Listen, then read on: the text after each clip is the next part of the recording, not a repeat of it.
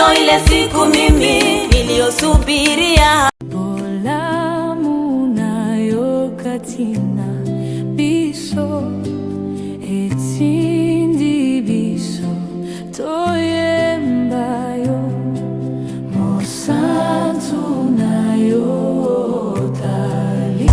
Na wengine wanakaa kwa nje, ni taifa lote la Mungu. Kwa hiyo karibu kwa ajili ya kutuhudumia, kutoa kile ambacho Mungu amekiweka ndani mwako. Mimi mwenyewe na mke wangu tunakipokea na tunasubiri tukipokea. Wakati unapokaribia mtumishi wa Mungu, makofi haya. Karibu sana mtumishi wa Mungu. Karibu sana. Barikiwa sana mtumishi wa Mungu. Tuko pamoja sana. Na ninakuheshimu sana, na heshimu mafuta na nyenyekea pia mafuta yaliyo ndani yako. Amina, amina. Amina, barikiwa sana. Barikiwe. Amen. Praise the Lord. Amen. Praise the Lord. Amen. Bado haya ni ajili ya mwenyekiti wa mtaa. Nataka kusikia ajili ya Kristo Yesu aliyekuokoa. Jina la Bwana libarikiwe. Haleluya. Amen. Mtumishi wa Mungu, Baba nakushukuru. Najua ni wachache tu, lakini una moyo mzuri. Mungu akubariki sana. Mungu anamlea Bwana vizuri. Naona mnavyopendeza Bwana, unaacha napata uivu, lakini napata funzo. Mungu awabariki sana. Awabariki sana. Haleluya. Najua jana ulipompigia baba simu nilikuwa naye. Tulikuwa pamoja. Sasa niliposikia, sitosema huko, lakini nilivyosikia nilisikia mama ambaye amekusalimia pia, na usipenye tu hapa Tanzania, lakini katika nchi zote utakapoingia uone neema ya Bwana. Usiwe na uzio wote, ukutane na neema hii, ukutane na baraka zote, kutana na watu wanaotoka kaskazini wapate kukuachia baraka.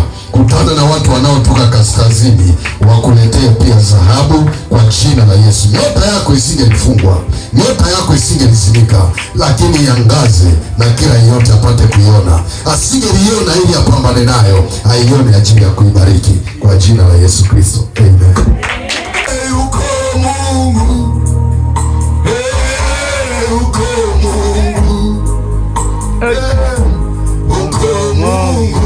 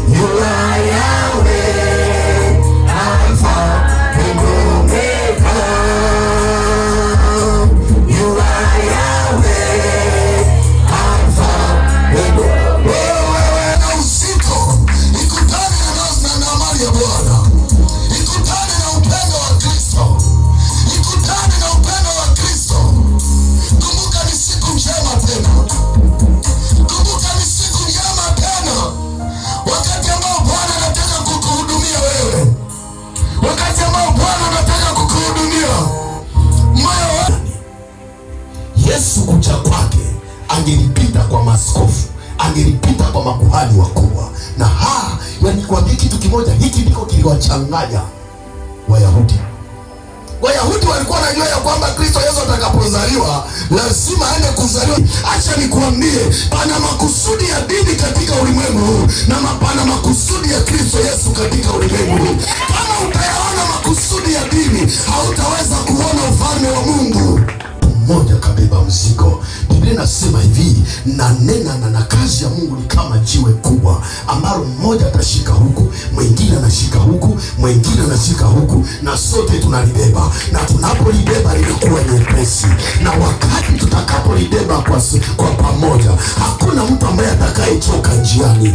Sote tutaenda moja kwa moja, na Kristo Yesu atakapokuja atalikuta kanisa lipo. Ndio maana alijiuliza, hata nikiwabariki nitaikuta bado imani ingalipo? Imani ni kuwa na uhakika tayari ya kwamba nikishika hapa na mchungaji kashika hapa na sijui fulani kashika hapa, sote tukiinua tena hili tutaenda tena zaidi sana, tutatembea tena zaidi sana. Sasa jamani, wewe umekuwa nini sasa? Hatuwezi kupata muujiza. Ndio maana kanisani watu ni maskini. Ndio maana tunamaliza miaka, miezi, nenda rudi, watu ni maskini. Mtumishi wa Mungu tulikuwa tunaongea naye jana, tunapokuwa nazungumza akawa kama anahuzunika, anasema hivi umaskini kwa nini unatawala kanisa? Mimi hapo nikaelewa kwamba mchungaji ana moyo wa kuona watu wanafanikiwa, anataka kuona watu wake watumishi wa mama wa papa.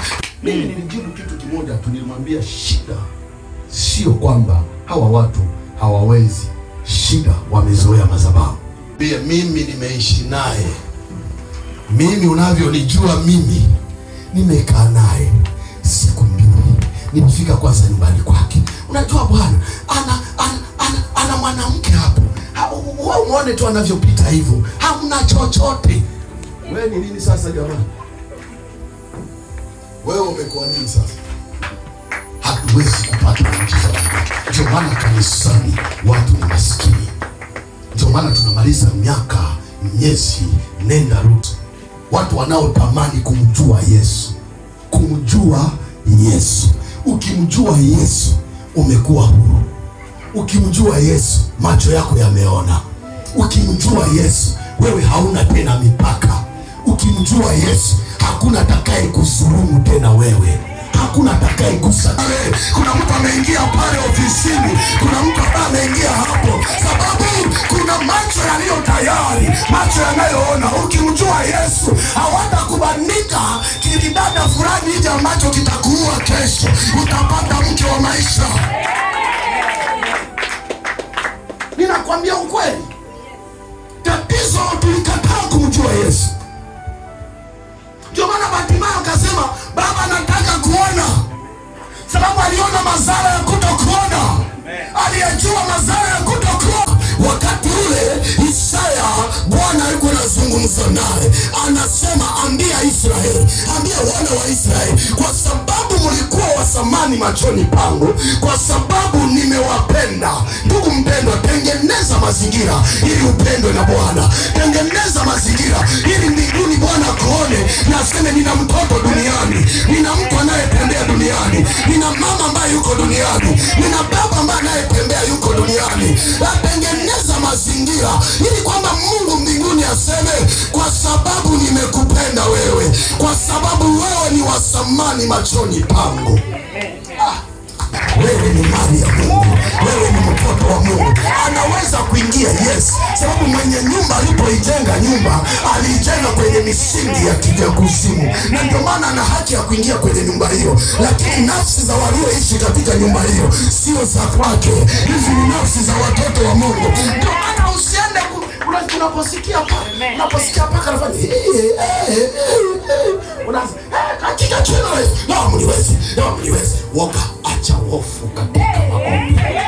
Kuna maombi ya hofu. Achana maombi ya hofu. Hapana maombi ya hofu. Maombi ya mwenye haki. Unamwambia Bwana, mimi nataka kulala, wewe endelea na kazi, tutaonana asubuhi. Lala. Yesu anapozaliwa, Biblia yangu inaniambia ya kwamba na mamajusi wakatoka mashariki. Walipotoka mashariki ni sababu pana mtoto aliyekuwa amezaliwa na mama yake alikuwa hana pesa, baba yake alikuwa hana pesa, na tayari Bwana akasema nao akawaambia, pana mtoto ambaye amezaliwa anahitaji maziwa ya utoto. Mama anahitaji kula hiyo supu, kuku anaanza kula supu hiyo ilete nini, itengeneze tena mwili, lakini hakuwa na uwezo, hakuwa na pesa. Hata hoteli zote walikuwa wameshika. Sababu gani? Hakuwa na uwezo wa kuingia kwenye hoteli za ajabu ajabu. Ndio maana Bwana akasema na mamajusi, akawaambia kuna mtoto amezaliwa. Walivyoangalia wakaiona nyota, sababu walikuwa wanasoma nyota, walikuwa wanajua habari za nyota, walikuwa wanaelewa habari za nyota. Walipoangalia kwa macho wakasema never, wakaiona nyota, wakasema nyota hii hatuwezi kwenda kuiona na mchicha, nyota hii hatuwezi kwenda kuiona na maharage. Hii nyota wakasema hapana, lazima tuchukue dhahabu, lazima tuchukue tunu, lazima tuchukue manemane ili tuende tumuone. Acha nikuambie leo, Bwana iangaze nyota yako ili watu watoke mashariki leo.